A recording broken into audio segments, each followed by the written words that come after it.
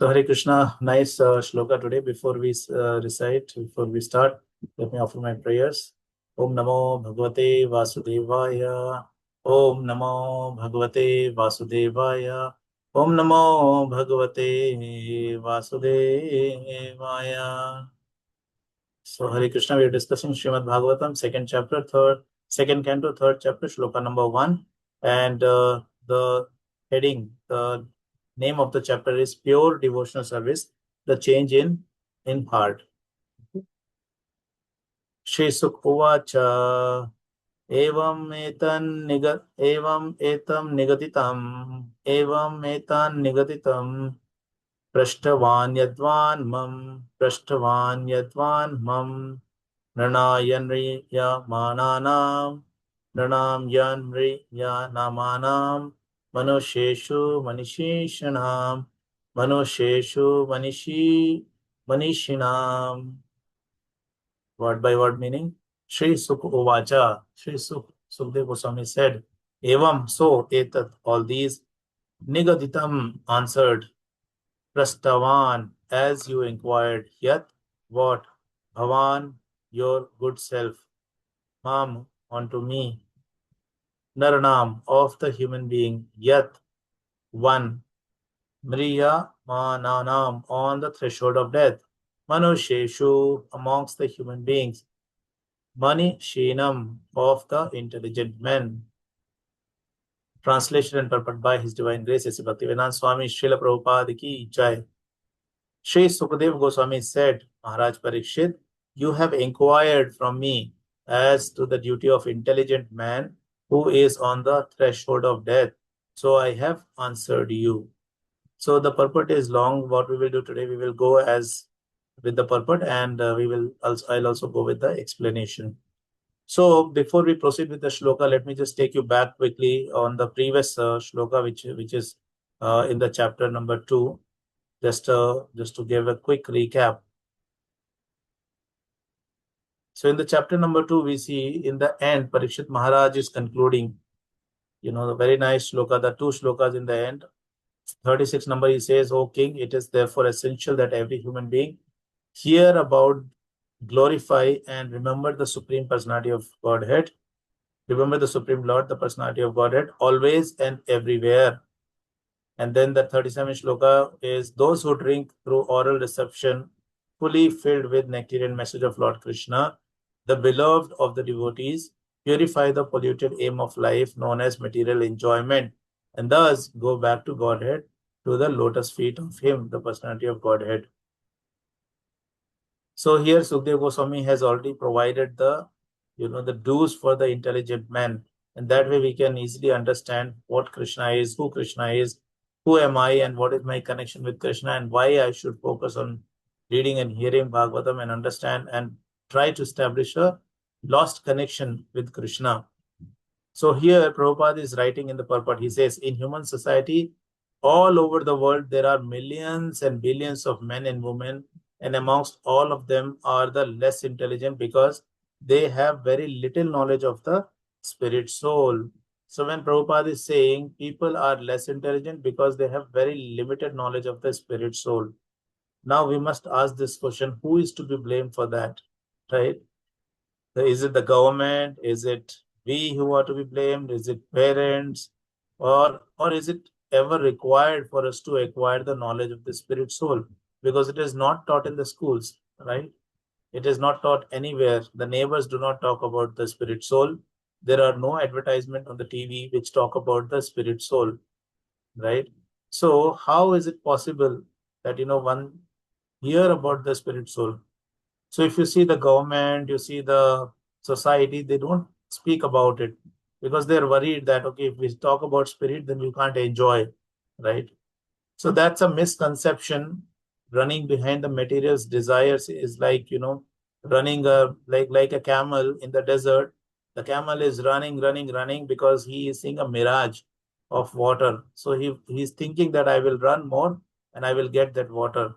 And that is why this camel is running. Sometimes you would have noticed while driving on highways, in the summertime, the roads, you will find some kind of water substance on the road. But actually there is no water. right? So if you understand this much, if the camel understands this much, he will not struggle so much, because anyways he's not going to get the water, right? So what happens, this camel is running, and it causes a lot of tiredness, weakness in his body, and eventually frustration, because he's not achieving what he wanted to achieve. He's not able to quench his thirst. So he is little bit, not little bit, very frustrated. And because he's frustrated, over a period of time, he is like, the camel is unable to walk, unable to move, and sometimes dies also. So this is the similar situation of the people who are thinking that they will enjoy from the material senses, material things. Material things are called Vishaya, right? Wish, you know what is wish? Wish is poison. Vishaya is something which is poisonous. So this Vishaya is very, very dangerous. And here it is very, very important that we understand the real nature of the spirit soul. Now, people may question that, Prabhu, why, how is it possible? Because nobody believes. There are lot of people who believe that there is no scriptures, right? They just deny the scriptures. They don't want to even talk about scriptures. They say, like in my office, there is a person who says there are people who keep coming and going, and they just write whatever they want to write, and that is how these things are made. So I told him that, have you read it? So he said, no, I've not read it. I don't think it is required for me to read. I said, if you read, then you will not talk like this because you do not know the description, the length of description which is given in the Srimad Bhagavatam and Bhagavad Gita. Well, I gave him a very easy suggestion. I told him that do one thing. You may not be able to read Srimad Bhagavatam or Bhagavad Gita and then conclude. What you do is you can pick up some very, very easy things from Bhagavad Gita, and then you can relate whether it is really happening in the today's world or not. And then you can understand that whatever is mentioned in the Bhagavad Gita, it is the truth, right? And then you can have some faith in the scriptures, and then your journey starts. It is not that you upfront declare that, oh, it is all fake, I don't want to read it, because people have written it by their own means and things like that, because Srimad Bhagavatam and Bhagavad Gita is talking about not indulging in the material sense gratification. And these people, they want to enjoy, and that is why they just deny this authority of Bhagavad Gita and Srimad Bhagavatam. So I told him things which you can relate, like, Krodad bhavati sammoha, smoha, Krodad bhavati sammoha, sammoha smriti brahmashad buddhi nasho, buddhi nashad pranashyati. So this particular shloka clearly says that, when your lust is not satisfied, you become angry. And when you become angry, you are mad, right? You are illusioned. There is a bewilderment. The entire process is explained. And then you can relate, yes, it is happening in the today's world also, right? In the scriptures, it is mentioned that the cow dung has got so much qualities, and if you see, the cow dung is praised, not any other animal's stool, right? It is said it is contaminated, but cow dung is considered pure. And in the modern scientists also believe that cow dung can reduce the effect of radiation as well. So if you have cow dung stuck in the walls, in the villages they have, so the radiation will not enter. So that way you can relate, yes, it is correct. In scriptures, Ganges, Mother Ganga has given a lot of significance, a lot of importance, and the scientists also believe that it has certain bacteria which can cleanse itself very, very clearly, very, very quickly. So they have accepted that. Like that, there are so many things in the Bhagavatam and Srimad Bhagavad Gita which people can relate and understand that, yes, it is correct and we must read it, right? In India, you see there are a lot of movies which are made on the Punarjanma, right? There's a reincarnation. People have died. People have come back. I think many of you would have seen the movie Karan Arjun, where the two heroes, I think Shah Rukh Khan and Salman Khan, they die and they come back again, right? In the same body, same kind of similar body, and the mother identifies, and then they take revenge, right? So these movies everybody watches. So in the movie, clearly it is mentioned that Dehinosman yatha dehe komaram yovanam jara, but they do not understand this message. They just like the entertainment part of it, that they died, they were born again, and after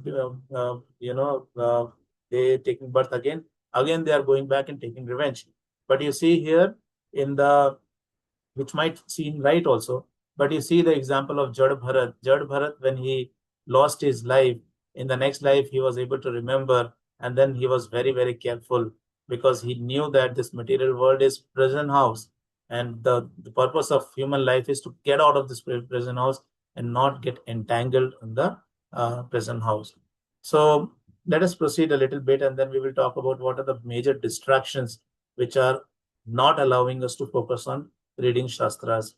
So Prabhupada is further saying almost all of them have a wrong conception of life, for they identify themselves with the gross and subtle material bodies, which they are not in fact, right? So there is a shloka in Bhagavad Gita. I was browsing through. Let me just see.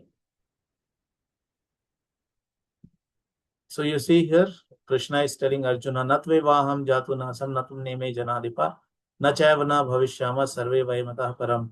Never was there a time when I did not exist, nor you, nor all these kings, nor in the future shall any one of us cease to be.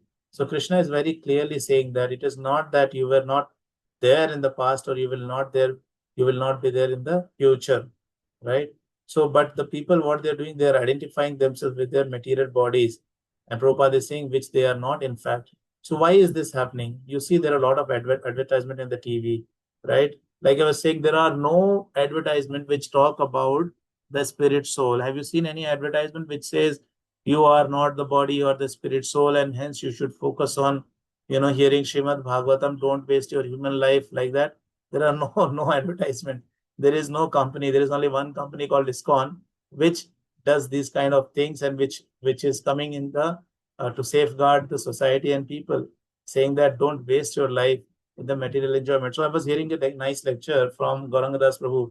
He asked this question in the class. He said there are two options. One, you want to go to hell. The second one is you want to go to the Supreme Personality of Godhead. Which one is more expensive? So many people said, I think going to the Supreme Personality of Godhead is the expensive one, because you have to control, you have to follow a life of austerity and things like that. But Gaurangadas Prabhu very nicely, he said, no, that's not the path with which is expensive, right? Which is expensive to the pocket. The path to hell is very expensive. And how? He explained that anybody who wants to drink, I don't know what is the cost of alcohol nowadays, but if you are drinking, it is expensive, right? It is definitely expensive than drinking nibu pani. You buy some lemons from the market, add some sugar, and then you nicely prepare it, offer it to the Lord, and then you take it. So that is a cheaper option than having a 30, 60, 90 or quarter or whatever it is, right? It is wastage of money. Now you see the other example, eating non-vegetarian food. It is very expensive, correct? But if you want to eat vada pav, Prabhu says it is easily available, right? It is cheaper. And somebody who wants to take their family for watching movies in the theater, I don't know how much it is, but it is quite expensive. We went for Mahavatar Narsimha, so I think the tickets were quite expensive. So even if the ticket is 250 rupees, so person like me, if I take my family to the theater, I will have to spend minimum 2,000 to 2,500 rupees, right? And if I take my family to the temple, so the double benefit, the Srimad Bhagavatam class is free of cost, no money involved. And then there is kirtan, there is dance, and in the end they give free prasadam also. And we get the opportunity to do devotional service. So we are benefiting in all the ways, and it is free, right? Did anybody ask us money that, Prabhu, you have been coming to Sunday feast from so many days. Now you should start paying 500 rupees per Sunday feast. People will stop coming. But see, everything is free. And then so this way we are not bound by these material gross senses. And when we go to office, we see many people, they are bound to smoke. There's a person in my office, he says, if I don't smoke, my mind is not working. So every day he has to smoke in the morning, in the afternoon, and during the log off before going home, and then after going home, after his dinner, again two cigarettes. So I asked him, boss, what is the cost of cigarette? So he said, the cost of cigarette is 25 rupees per cigarette. I said, oh my God, 25 rupees, we can eat one samosa in the temple.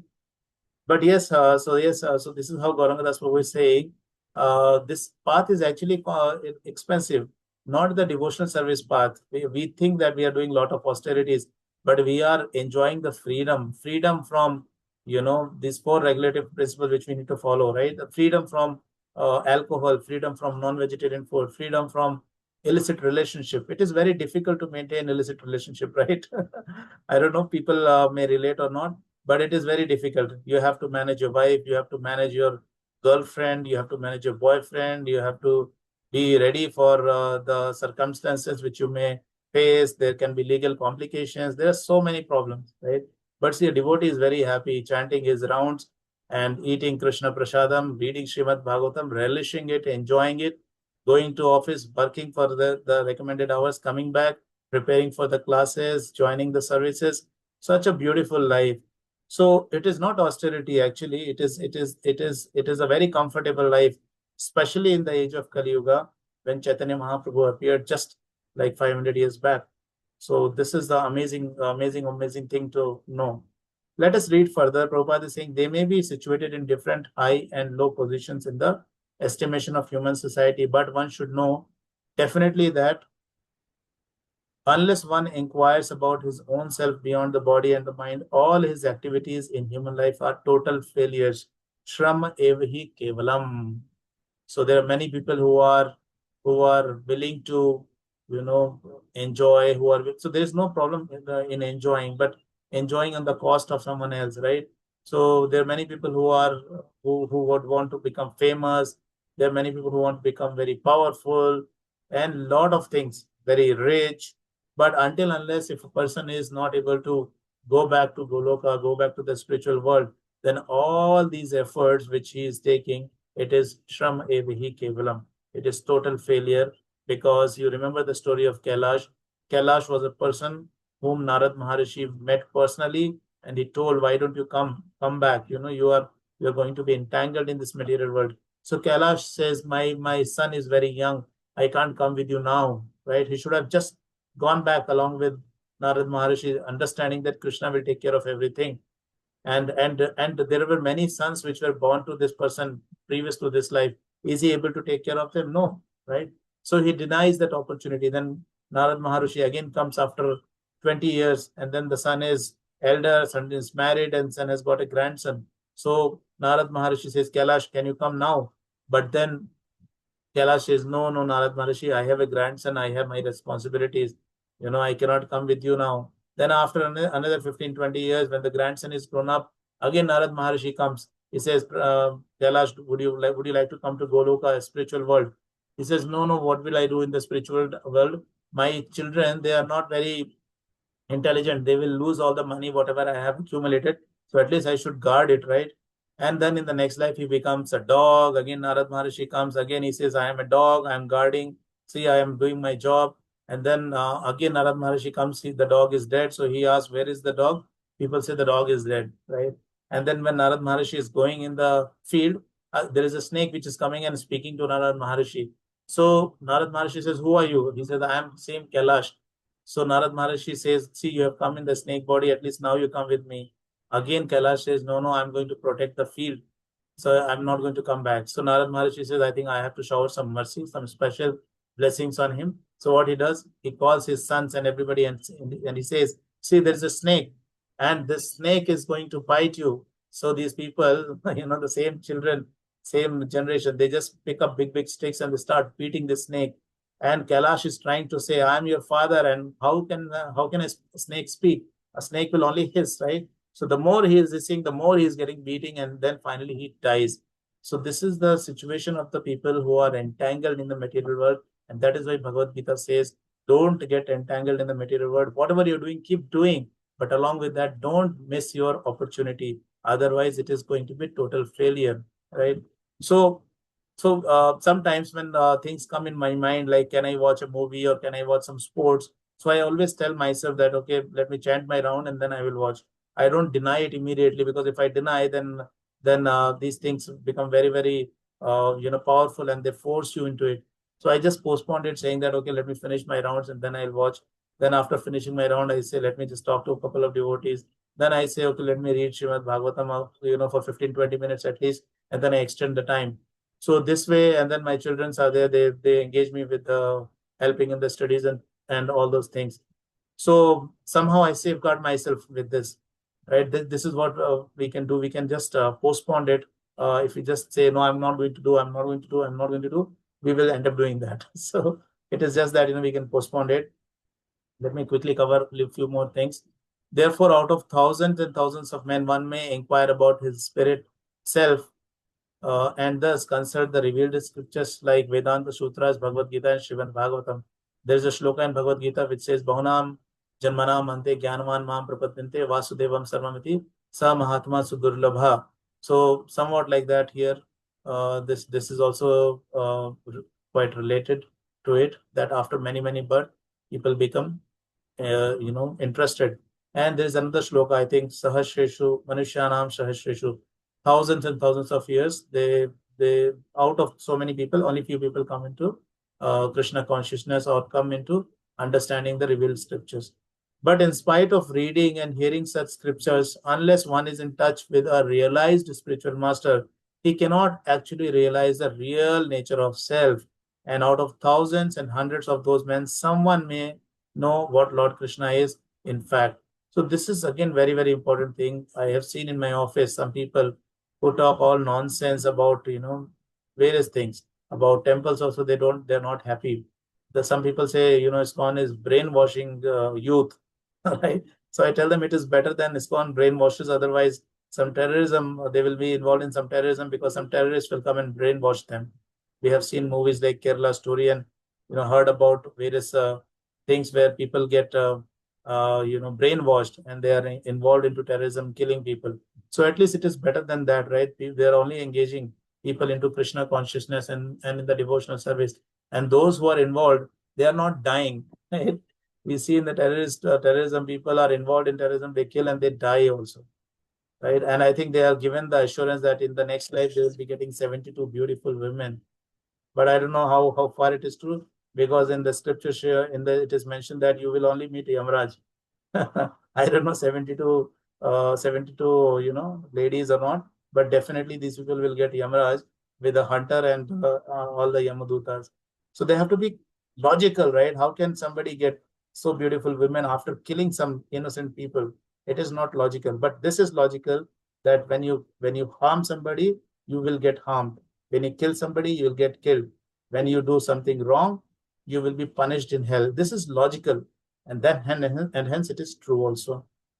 In Chaitanya Charitamrita Madhya Leela, it is said that Lord Krishna, out of his causeless mercy, prepared the Vedic literature in the incarnation of Vyasadeva for reading by the intelligent class of men in a human society, which is almost totally forgetful of the genuine relation with Krishna. So see here in Chaitanya Charitamrita, it is very clearly mentioned that it is the scriptures itself is written by the Lord. And we have seen in Bhagavatam also, the very beginning, it is clearly explained. And that is why the scriptures are flawless. Even such an intelligent class of men may be forgetful in their relation with the Lord. The whole bhakti process is therefore a revival of the lost relation. So this is very important. The Krishna consciousness we are doing, it is kind of revival of our lost connection. Krishna consciousness is there in our heart, but what we have done, we have forgotten about it. And that is why when we follow this Krishna consciousness, we are able to remember our connection and then we happily, go back to Krishna. This revival is possible in the human form of life, which is obtained only out of the evolutionary cycle of 84 lakh species of life. The intelligent class of human being must take a serious note of this opportunity. Not all human beings are intelligent, so the importance of human life is not always understood. So anybody who is not following Krishna consciousness, clearly the person is not intelligent, because he or she is doing so many things which is not going to be useful in the long run, right? They can give some money, they can give some fame, but in the long run, it is shram evahi kevalam.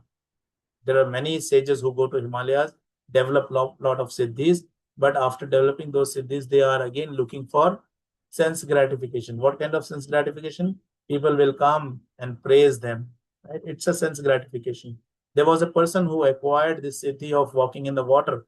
So somebody told Prabhupada, there is a person who has acquired this siddhi and he can walk on the water. Isn't it amazing? Prabhupada said, it's not amazing. It is only 50 paisa job.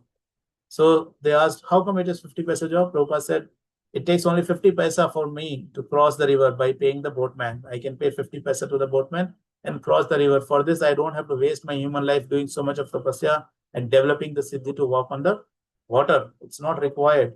There was another person when Prabhupada took his disciples to Kumbh Mela, and he told them, just go around and uh, find out what you see. So these people went there, and one person came and said, there is a sadhu who is not speaking from last 14 years. Prabhupada, he is amazing. Prabhupada said, if he has got the mouth, why is he not speaking? He should speak 24 bar 7 Krishna consciousness about Krishna. And hence, that Maun Vrata is useless. Maun Vrata is given for people who are talking nonsense. But for devotees, Maun Vrata is not required, because devotee is talking only the glories of the Supreme Personality of Godhead.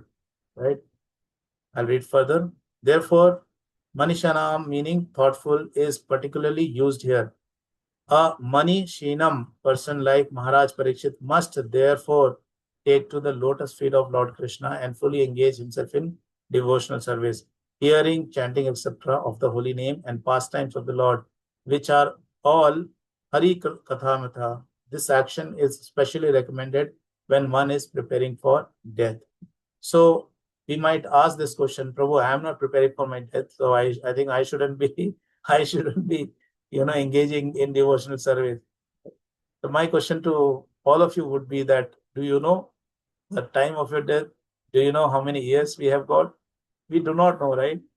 So yeah, Yaksha, when he asked Yudhishthir Maharaj, what is the most uh, you know uh, what is most adbhut, सबसे अद्भुत चीज क्या है? And then Yudhishthira Maharaj thought for some time, and he said, Ahani ahani bhutani gachanti yamalayam. He says, people are dying every minute, every second, and then those who are alive, they think my turn has not come yet. I will be as it is. Nothing will happen to me. He is saying there are so many people dying, right? Ahani ahani bhutani gachanti yamalayam.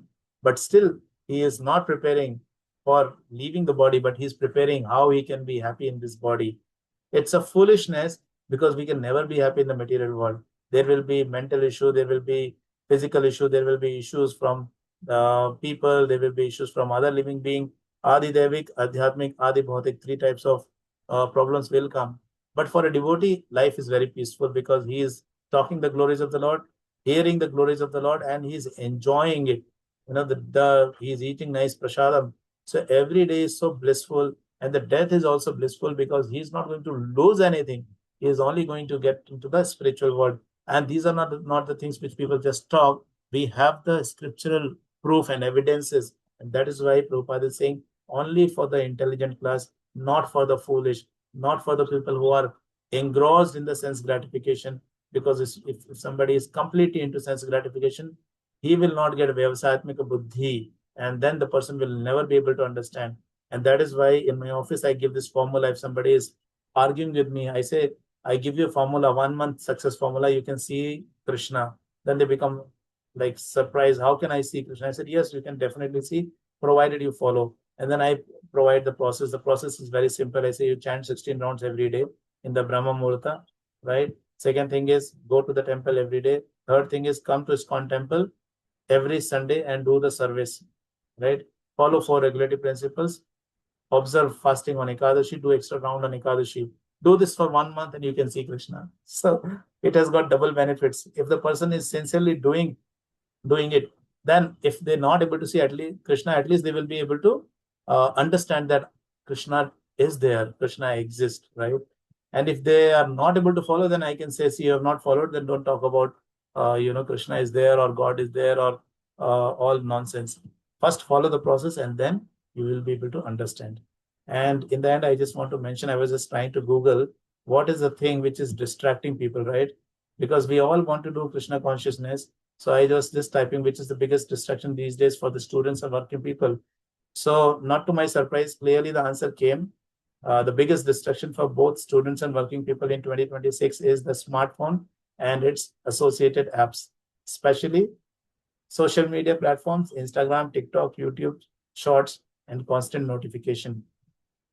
So this is what happens, short form content. We are thinking that, okay, we will watch only for 1 minute, 2 minutes, and then again we get into it. we have this fear of missing out. If I don't check my mobile, I might miss out on something. And like that, there are so many things which are there. And this is what is happening. It is reducing the attention span of people. They are not able to retain what they have heard. Their attention span is very, very small, very, very less. So then I was thinking this is about students and working people. Let me think what is the biggest distraction for the working women, sorry, for the housewives, right? So, not to my surprise, it's the same thing. Here we have smartphone usage and short form of video. Similar thing is coming up.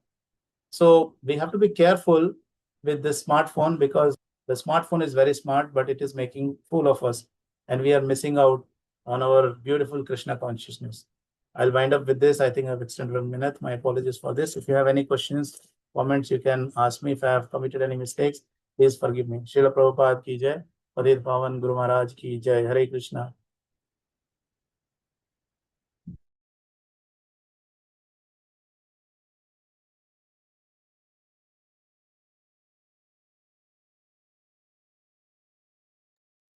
Hare Krishna. Thank you, Varaha Krpamaya Prabhu. Very nice class. You have very nicely explained.